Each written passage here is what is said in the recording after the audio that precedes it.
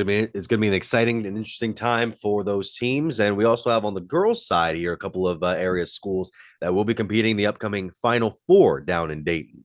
First one on my side is the Hiland Hawks, who make it back to the state tournament by beating Portsmouth Notre Dame 53-43 in their Region 15 final in Pickerington. Ashley Mullet led with 23 points, while Evie Mast, a freshman for the Hawks, made 5 out of 5 3-point attempts to help out a Hawks team that has been very, very good down the stretch. They were 8-6 at one point this season, Mitch, and now they're 14 wins in a row. They are 22-6 now. They'll play in their fourth state semifinal in the last 5 seasons, and they'll take on Region 16 champion New Madison Tri-Village this Thursday at 8 p.m. in Dayton's UD Arena. So it's going to be an exciting time for many Berlin residents. But kind of take me through this one here. Canal Fulton Northwest, for the first time in their program's history, winning the regional title in a 51-29 victory over Canfield. So they'll play undefeated Fairland in the Final Four this coming Thursday afternoon. You mentioned that win over Canfield, Mitch. Canfield led 1-0, and then Northwest did what Northwest has done all year. They played their style of basketball. They scored 11 points straight, and they were hitting shots from inside, outside, and the Northwest Indians, Mitch, go to Dayton for the first time in program history, but they're not just focused on that. They're focused on bringing home a Division II state championship trophy, and they are going to have an opportunity to do that. They will have their hands full. Obviously, you mentioned they play Proctorville Fairland, who is 27-0 Thursday at 1 p.m. at the University of Dayton Arena. But Mitch, Northwest has some amazing seniors. You're talking about a player. One of their post presence is just phenomenal. Another double-double in the regional championship game. This is so exciting for Northwest because they've had high expectations. Last year, their season ended a little earlier than they would have liked, but they returned their core, and here they are. It pays off, right? You get that experience last year, that sour taste in your mouth. They come back with a goal. They've accomplished the first part of that goal, and now we'll see if they can win 2 more games. Thursday, 1 p.m. against an undefeated team, but Mitch, don't count them out. Northwest is so talented and so well coached, not to mention their coach has seen it before with his dad coaching and taking a team to the state Final Four. It's just an all-around feel-good story, but it's only going to feel better if they keep winning. And it's just a remarkable accomplishment. I know we're going to try to get some of the Northwest Lady Indians and their coach on here later in the week, hopefully, if their schedule allows it. Obviously, when you make it to states, the schedule is a little different. Your routine isn't always the same because you have to go down earlier. It's a far drive, whether you're staying the night before or after the game. So we'll see. We're going to try to swing it to make sure these ladies get the recognition they so much deserve.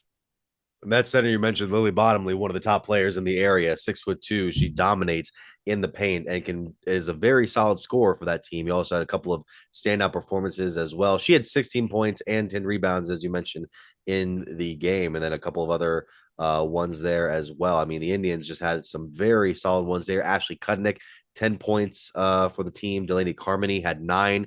A number of players at 8 points as well. So very good performances by those teams, and we should see them in the states here very soon. Now, speaking of states, we also had a bunch of area wrestlers punch their tickets to the state tournament this past week.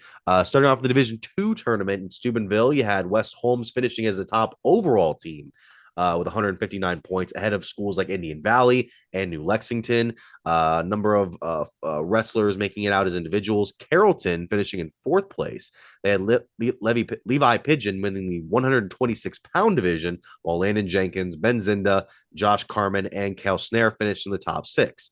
You had Claymont having Elijah Parrish and Thane Mahaffey getting in there as well, while Wyatt Shaw and Leroy Stiegel for Indian Valley for a couple of other teams. Hunter Albright, Quake Beatty, and Jackson Bircher for the Braves as well. Zeke Williams for New Philadelphia, Edgar Maya Ramos, and Garrett Dillon Ryan for the Quakers as well. And then in Division III, you had Brandon Boggs and Evan Natal for Sandy Valley. Newcomerstown's Henry Booth was in 3rd place. Dominic Melender, Bladen Garland. You also had Ridgewood's Jesse Maple. Tuscarawas Valley's Josh Owens and TJ Wilson, along with Malvern's Tyson Clear, Xavier Watson, and Zach Babiczuk. So I mean, it's going to be a good crop of wrestlers here for the next coming state tournament, which will be held at the Jerome Schottenstein Center down in Columbus. And Mitch, there was more state championship matches and competitions going on this weekend. So we'll first start here. Cheerleading.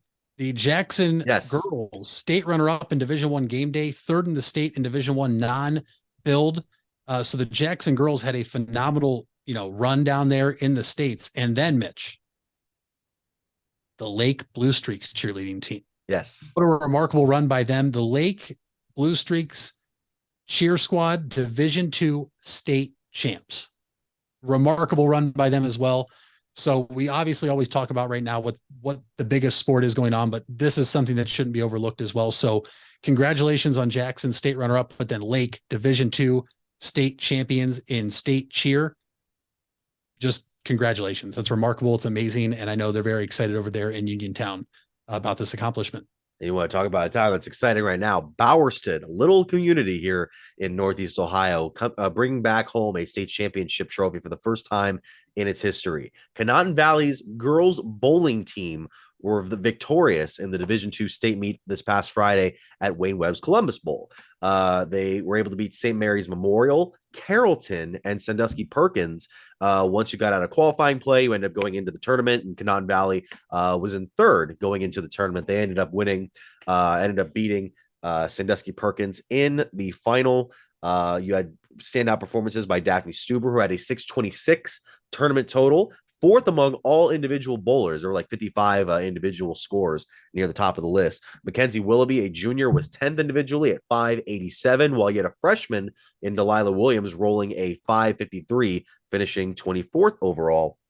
And congratulations to Conotton Valley's girls squad. The boys actually finished in the final four, excuse me, as it's a good time to be a Rockets student athlete in general. You got the new facilities over there. You have some programs on the up and up, including this bowling squad, Mitch, that posted some Final Four finishes.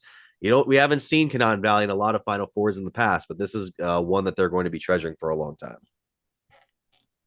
Hey, any state championship is special. The first in a school's history is even more special, Mitch. And don't look at me crazy here, but sometimes the first one's the hardest one to get. And then next thing you know, your other teams can start to, it's crazy, right? I saw it here in 2010 with Jackson winning their first basketball state championship. You've seen it at other schools around the area. Once you get that first one, it's almost like it's contagious. It raises the bar for every other program within the athletic department, and other teams want to be able to do the same thing. So we'll have to wait and see what else Conotton Valley can do, but just once again, congratulations. A lot of state championships won this weekend that were competed for, a lot of state runner-ups, and who knows, Mitch, maybe we'll have a couple more we're talking about here next week and in a couple weeks.